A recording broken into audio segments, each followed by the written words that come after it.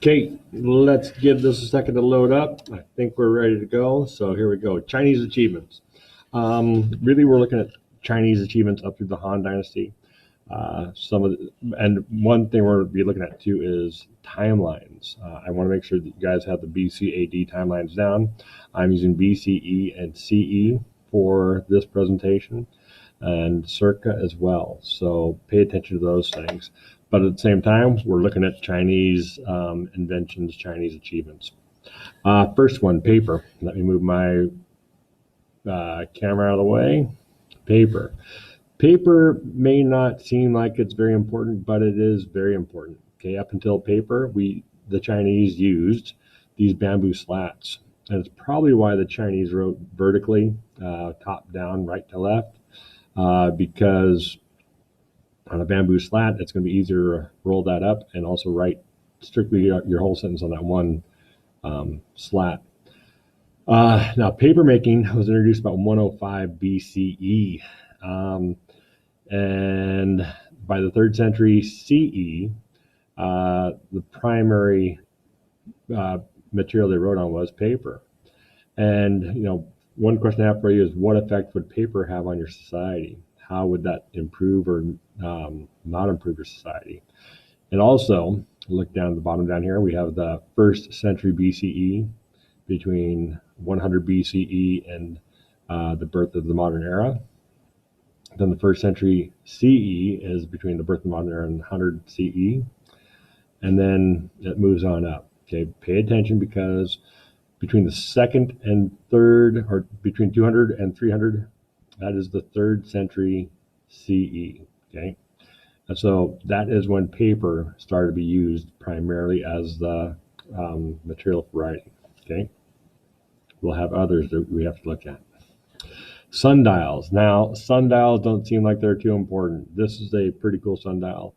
I did a lesson earlier. You guys haven't seen it yet, but I've done a lesson that's on my channel that talks about sundials, and I built a sundial in my yard. Okay, the Earth rotates about 15 degrees every hour. When I look at this sundial, it is divided much more than every 15 degrees. So we look at it, and now the Chinese, they were about 500 years ahead of the Romans, because they had their solar year calculated out to 365.25 days by 500 BCE. It wasn't until the Julian calendar that the Romans started calculating it out, that precise. The Chinese, I think the actual number of days is like 365.24, and the decimal keeps on going out. And so it's just slightly less than a quarter day a year. Now, when we look at this too, okay, what century would that have been in? 500 BCE. Look at that, and you can decide on your own. Okay, math. Oh man, this is crazy too. Their math, 9 chapters on mathematical art. That's 179 BCE. And it had compilations from earlier works. And so they actually cited earlier works that they put into this. Now, one thing I wanted to show you on that mathematical compilation too are these square stamped things. In China, those are called chops. Those are signatures of the people who wrote them. Now, the circle ones, I'm not sure. I do know that Japan uses circle chops. They're called hankos in Japan. But I don't know if these would be Japanese or not. Now, since I did live in Japan for a year, I do have a Hanko stamp that is registered to me. It is my signature in Japan. And so when I conduct business in Japan, I can use that as my stamp and create bank accounts, everything else. And so chops and the stamps are very important. Okay, just like a physical signature in the United States. The Japanese looked at my signature and said, they take that as your identification? And I went, yes. And I was almost as surprised that they took a stamp as my identification too.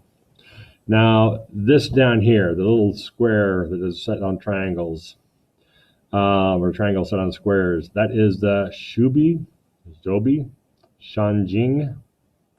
That is the Chinese version of the Pythagorean theorem.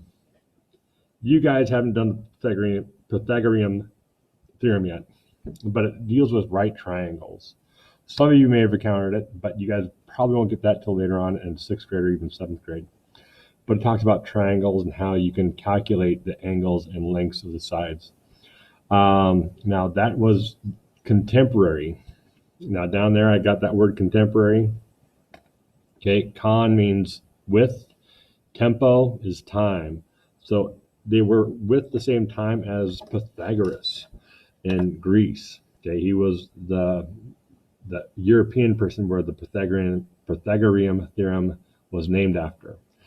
But they both in Han China, or previous to Han China, and in Greece developed this idea that you could calculate the hypotenuse, the angles, all those things if you know certain angles on it, which is pretty phenomenal that they did at the same time. Now let's go next slide. Map making. Map making. Okay, I'm gonna nerd out on you a little bit because I love maps. When I was a little kid, okay, we didn't have Game Boys or anything like that to entertain ourselves in the back of the car, and we did several road trips to Alaska from Seattle area, and also all the way down to LA. So we'd spend 3, 4, 5 days in a car all at once, 16 to 20 hours a day, until we went to bed. It was a very long road trip. All we had was an atlas. Okay, so we'd play atlases, we'd find locations, and maps are very important. But earlier maps were put on silk. Silk doesn't degrade very easily or very well. It maintains its integrity for quite a long time. So the 4th century BCE is about the first silk maps. They did find maps on paper from about 175 BCE. Now the odometer seems kind of interesting because the odometer measures distances. And I think Aristotle over in Greece developed his odometer. I believe the Chinese odometer is about the same time as well. And it's about 3rd century BCE. The Chinese odometer would turn gears, and so it'd measure how far you traveled, and it would ring bells and chime chimes to measure your distance. The Greek odometer, I believe, would drop little marbles into a bucket, and you could count the marbles later on to see how far you traveled. Odometers are important. It does tell you how far away or how far you've traveled. Also, to know the distances on maps. If you know the distances on maps, you can trace your path fairly well. Back when I was a kid, before we had cell phones with maps on them, I told you guys we had maps, atlases. The road that we took to Alaska, we had a guidebook called the Mile Post, and it would register every mile on the Alaska-Canadian Highway from, I think, Vancouver, BC, all the way up to Anchorage or Beaver Creek, where you get back into the States. Very helpful. Mileposts and the Romans had ancient mileposts, because it is very important to know where you're at and how far you're traveling. Okay, the compass. Now, initially, the compass was not used for directions. It was used for something called geomancy or divination. This is divination is where you're divining somebody's secrets or speaking with unseen forces to see what it's telling you. And really, they use this to locate the best locations to build a house, to plant a garden, all these things. And this led, or was probably part and parcel with, something called Feng Shui. The Chinese have an architectural theory that there is a natural flow to a building. It's called Feng Shui, which means wind and water. And your building needs to accommodate the winds and waters. And with those rules, there are rules of where to place your door, where to place stairs, where to place your bed, all those things. I think all the doors would be on the south side of the building, unless it was absolutely necessary to put on the north side of the building. So they want the door to face the south because that is where the sun would be in the wintertime. Another rule on Feng Shui was you don't want your stairs to come right down to the front door because then you will lose money. Another Feng Shui principle was don't put your bed above or below a stove because it will cause fights and arguments. It'll be heated. Now, the first compass wasn't used for navigation on the water. I think the land was a little bit earlier, but on the water until about 800 to 1000 CE, so only about 1,000 years ago. Compasses are very important for navigational purposes. And there's other things that we'll talk about later on when it comes to latitude and longitude. I'll put a lesson together on that for you guys too.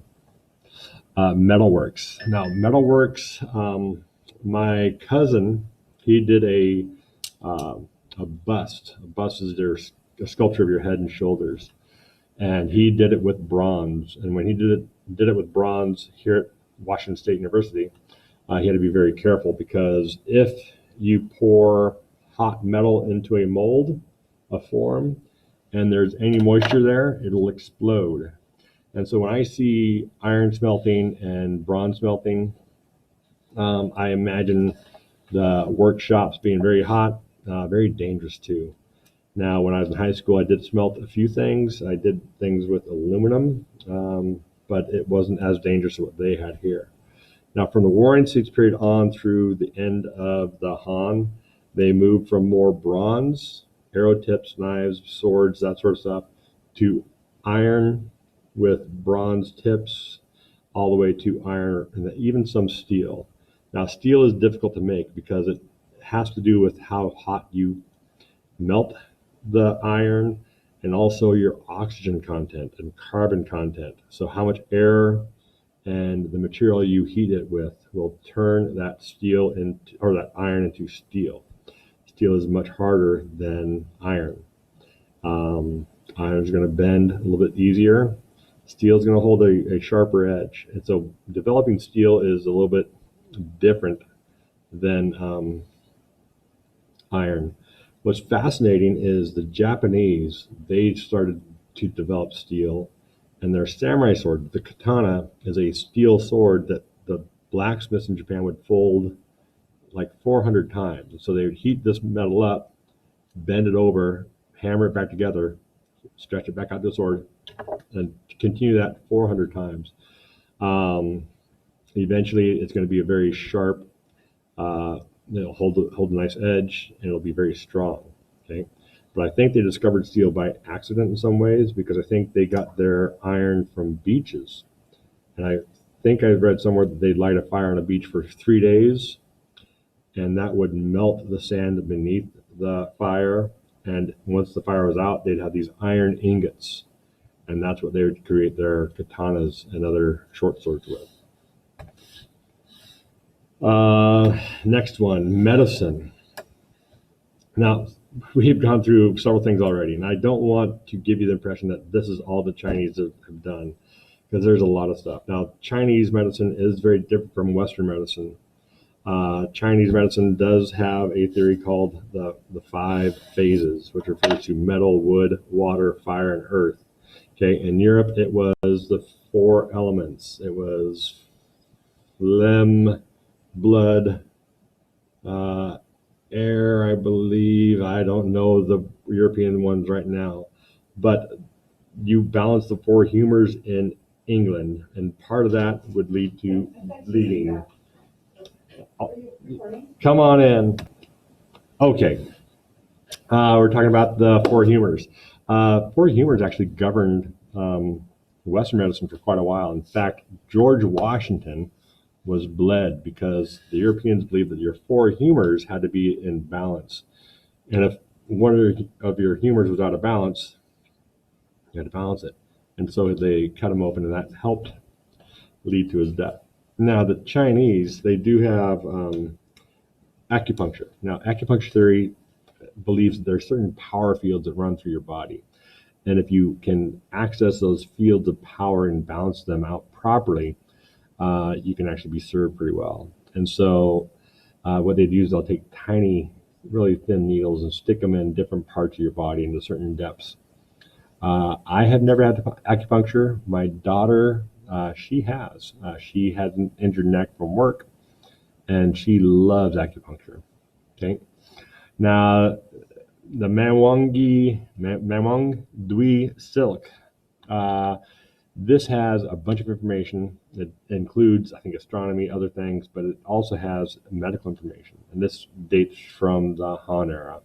And again, silk, that writing form, is going to last longer than paper. Now, let's get to the next one. This one is totally fascinating. I do not know how this one works, but it's a seismograph. Seismographs register earthquakes. Now, the Chinese believed that earthquakes and winds were combined, that an earthquake happened or was caused by the earth exhaling some sort of breath or wind. And so I'm not sure who developed this seismograph, but it would indicate the direction that an earthquake would come from.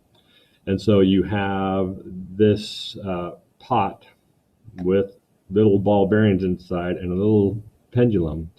And when the earthquake would happen, it would knock one of the balls, one of the marbles into a frog's mouth from the dragon's mouth. And that would indicate that a earthquake happened in that direction. And so they would have early warning for earthquakes that happened far away. And so the chief seismograph, or whoever would read this seismology, seismograph would come in and say, we had an earthquake northwest of the city. And then a couple days later, someone might come in and say, we had an earthquake from that direction. And they could actually mobilize their reactions much more quickly. Oh, wrong one. Let me get here. Now, crossbow. Oh, my goodness, how much time do we have? The crossbow. This is a crossbow, and it's from the 6th to 5th century BCE. This is the trigger mechanism. Now, years ago, I had a student do a presentation, and I do want to show you this presentation because this might give you, and I'm not going to go through the whole thing, but I want to show you a portion of his presentation because he actually constructed a repeating crossbow that he discovered when he was looking at the Chinese weapons. Hopefully we get this, and let me go to present on his. You might recognize this student, I'm not sure. He was here at Lincoln about 4 years ago or more, and so he'll be out of high school before you guys get there. But let me present as a PowerPoint. And I'm not going to go through his presentation, but back when we would have regular class, I'd have my students do presentations. And so he put this together. He talked about the Chinese halberd, the crossbow. He also talked, he talks about the jian, shepherd's crook, different swords they developed. There's that. And there are some blades. And then he talked, let's go, what they've used for the material. And okay, he does have some mistakes, so I'm not going to worry about that. But the crossbow was invented probably about 5,000 or 500 BC, and so you should have that date somewhere else. But this is what's really cool: is he built it. Okay, he constructed his own repeating crossbow, and this is really what I wanted to get to on this is his video. Okay, now his video. Let's go back because I want to play for us. Listen closely. Is it going?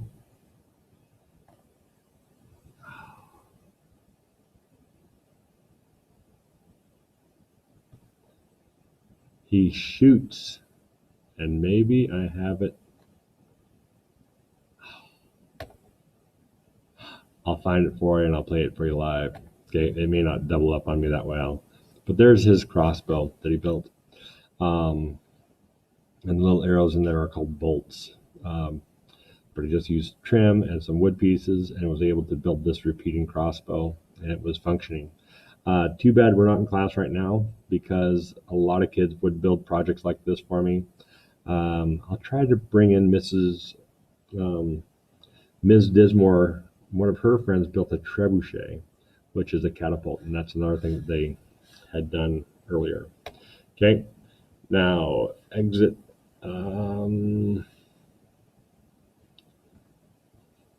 Get out of that one, go back to mine. But the crossbow is pretty fascinating. Here's some other inventions I didn't work into this, but the ship's rudder, iron plows, irrigation, rotating fields, increased food production. The water wheels, water clocks, so water wheels to power different machines. Water clocks keep time. Trebuchet, that's what we mentioned earlier. I don't think the Europeans developed that for another 500 to 1,000 years. And what impresses me most about the Chinese is that a lot of their industry, it reminds me of what modern day would be like. Okay, and so if we lived back in ancient China, I think we could blend in pretty well, or we'd feel comfortable at least, because their cities would be production areas, and it would be almost feel like home. So if you have any questions, shoot me an email, and I will have a question for you at the end of this too. Have a good day.